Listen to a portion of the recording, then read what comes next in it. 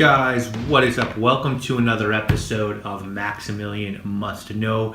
This is going to be a Scent Safari episode. For those of you who don't know how Scent Safari works, it's basically where I reach out to a house, they reach out to me, and I get some samples, and I sort of give you a first impression on the house and on those samples. Usually it's the day of doing the video, I test them for the first time. And the house that we're going to be looking at today is called PK Perfumes. PK Perfumes started and run by a gentleman named Paul Kyler. Paul Kyler is an award-winning perfumer. He really goes out of his way to make extremely high quality, highly concentrated perfumes. He has a standard for excellence. He's worked on scents for, I believe, 7 or 8 years before he thought that he had a product good enough to actually offer for sale. Some of you might know him for doing a fragrance for zoologists. I believe pretty sure it was rhinoceros. He created that one.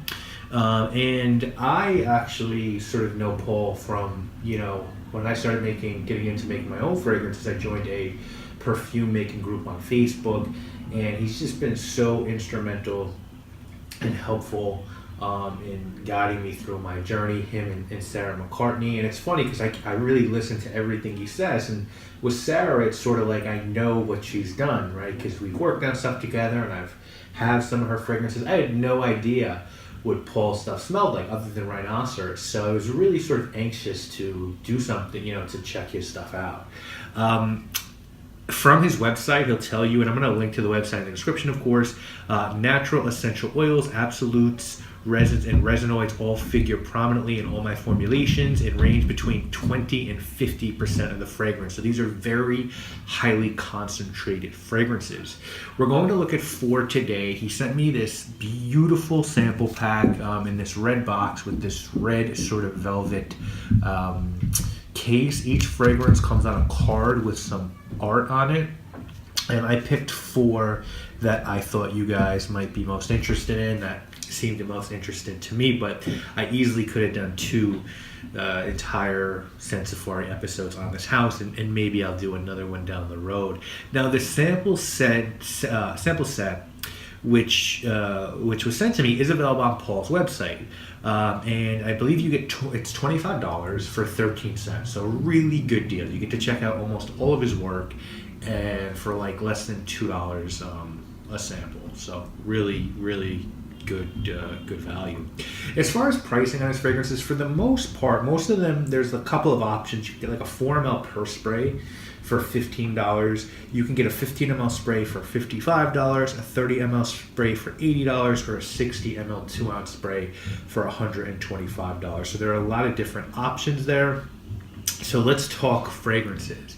The first one we're going to talk about is called Dirty Rose, and the top notes on Dirty Rose are bergamot, black spruce, laurel, and cherrywood smoke. In the heart we have rose, nagamortha, teakwood, tobacco, cedar, mahogany, and earth. And in the base, amber, costus, leather, vetiver bourbon from Bourbon Island, and labdanum. This is a beautiful rose. I definitely get that costus. There's costus in other fragrances that I've smelled, like Bull's Blood by Imaginary Authors. I don't like rose, but this is a really nice, sort of dirty, almost fruity red rose. For some reason it's like fruity to me. I'm not sure why, but it's really good. It's an earthy rose. It's a rose I could see a man wearing, and I don't say that with a lot of rose fragrances. Like, I just feel that a lot of rose fragrances, even stuff like Amouage Lyric Man, for me seems a little too feminine.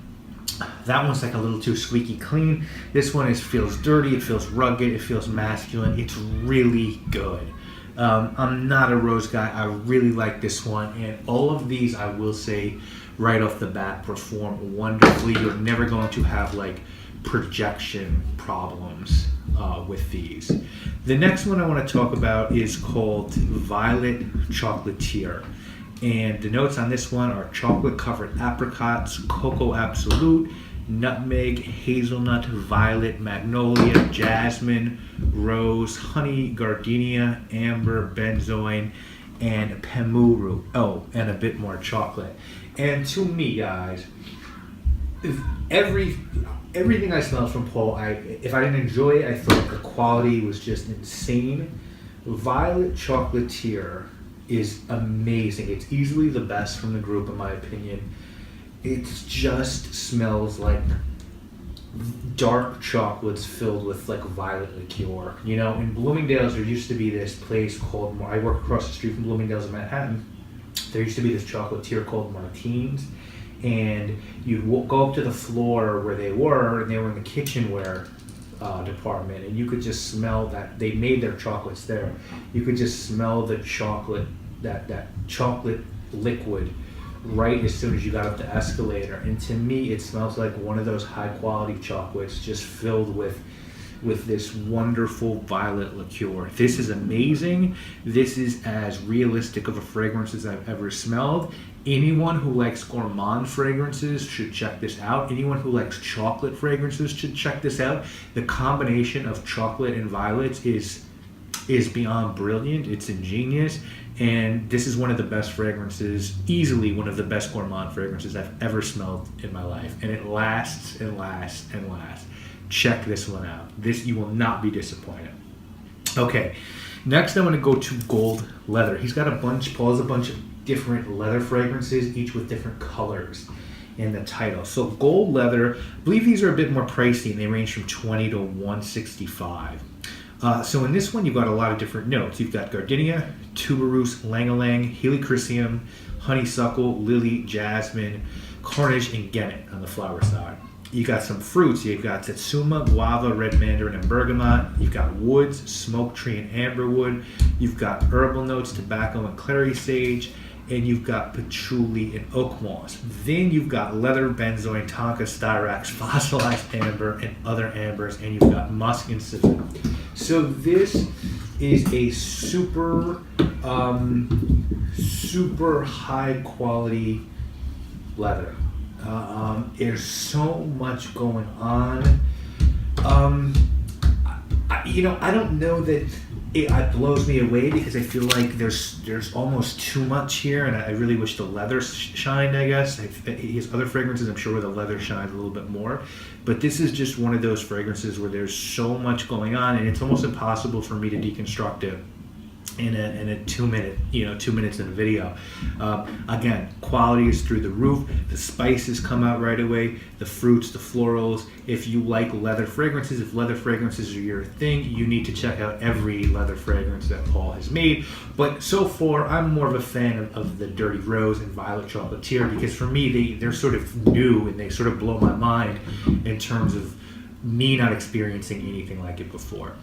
The last one I want to talk about, you guys, is called Zaffran. Zaffran means saffron in Arabic. I really like saffron fragrances. And in this one, we're going to get saffron, cardamom, cloves, cinnamon, blood orange, lime, mandarin orange, tangerine, rose, lavender, costus, sandalwood, patchouli, choya loban, amber, tobacco, vetiver, and musk. So again, with all these fragrances, you can pretty easily see there's so much going on. If you're one of these people like me that you like that, then you're going to love these fragrances. Zaffran to me really is sort of about spiced saffron. That's what it smells like, and not a synthetic saffron note, like a real deal saffron. It's super spicy. There's cardamom, there's cloves, there's cinnamon, there's citrus. It sort of smells like if you've ever been in a Mideastern spice shop, like there's Kalustan's in New York City, which just has wall-to-wall spices. It sort of smells like that, but it's not quite as dirty as like a spice shop might be. Like some spice shops cumin can be overwhelming, or one spice can just permeate the shop. This is very balanced. You just get a little bit of everything, you get some tobacco, and you get some citrus, and you get the flowers, and you get these spices, but the saffron really shines through. One thing I really enjoy about all of Paul's fragrances is that they are what they say, and they say what they are. You're not going to whiff something and be like, wait, what? I thought he called this. No, violet chocolate smells like violets and chocolate. Dirty Rose is a dirty rose. Gold Leather, it's a lot of different things, but the leather's there, and Zaffran is a saffron fragrance, but there's so much supporting the star accords or star notes that it makes it very nuanced and interesting. So guys, please check out Paul's work. He's a great guy. He's a great perfumer.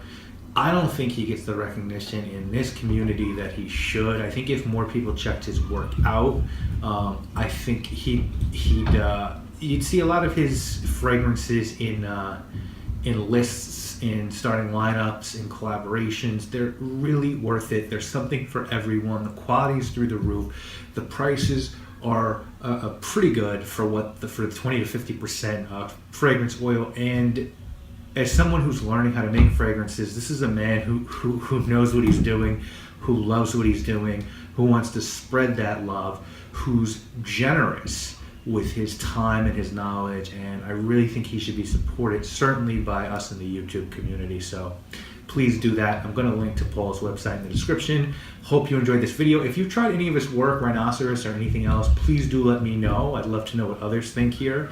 And I'll see you later this week with more videos. Guys, thank you so much for watching. Paul, thank you so much for sending this to me.